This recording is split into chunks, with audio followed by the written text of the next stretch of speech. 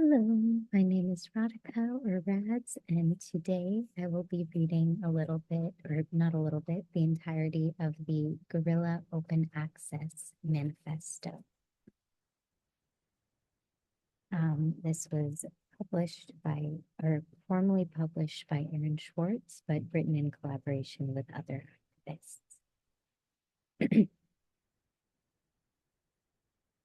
So, the Guerilla Open Access Manifesto. Information is power, but like all power, there are those who want to keep it for themselves.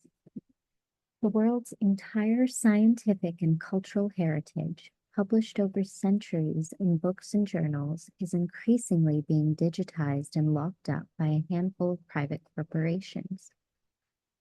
Want to read the papers featuring the most famous results of the sciences?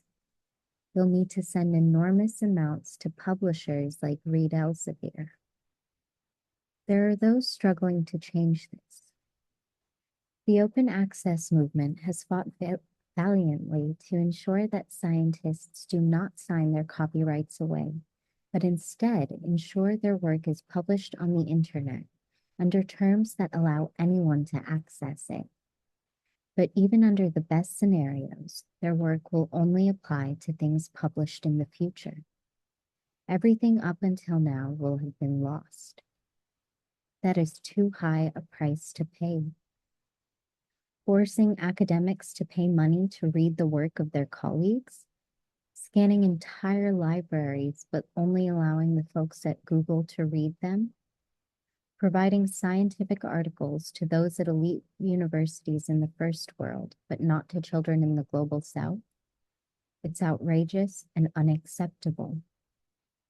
I agree, many say, but what can we do? The companies hold the copyrights, they make enormous amounts of money by charging for access, and it's perfectly legal. There's nothing we can do to stop them. But there is something we can, something that's already being done. We can fight back. Those with access to these resources, students, librarians, scientists, you have been given a privilege. You get to feed at this banquet of knowledge while the rest of the world is locked out.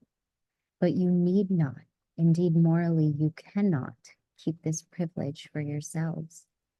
You have a duty to share it with the world. And you have, trading passwords with colleagues, filling download requests for friends. Meanwhile, those who have been locked out are not standing idly by. You've been sneaking through holes and climbing over fences, liberating the information locked up by the publishers and sharing them with your friends. But all of this action goes on in the dark, hidden underground. It's called stealing or piracy, as if sharing a wealth of knowledge were the moral equivalent of plundering a ship and murdering its crew. But sharing isn't immoral. It's a moral imperative. Only those blinded by greed would refuse to let a friend make a copy. Large corporations, of course, are blinded by greed. The laws under which they operate require it.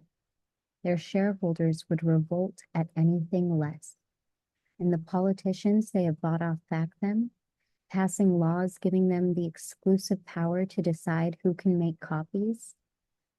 There is no justice in following unjust laws. It's time to come into the light and, in the grand tradition of civil disobedience, declare our opposition to this private theft of public culture. We need to take information wherever it is stored, make our copies, and share them with the world. We need to take stuff that's out of copyright and add it to the archive. We need to buy secret databases and put them on the web.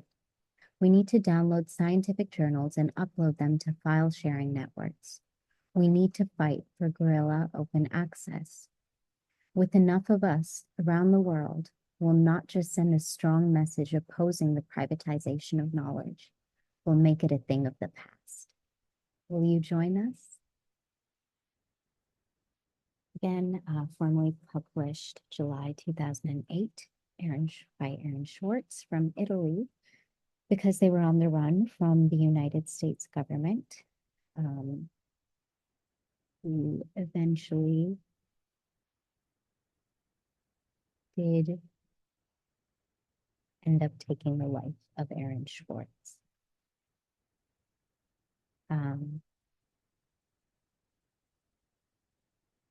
It's been 13 years and a few days now, maybe just over a week. But his work will never be forgotten. So thank you so much to Aaron Swartz. And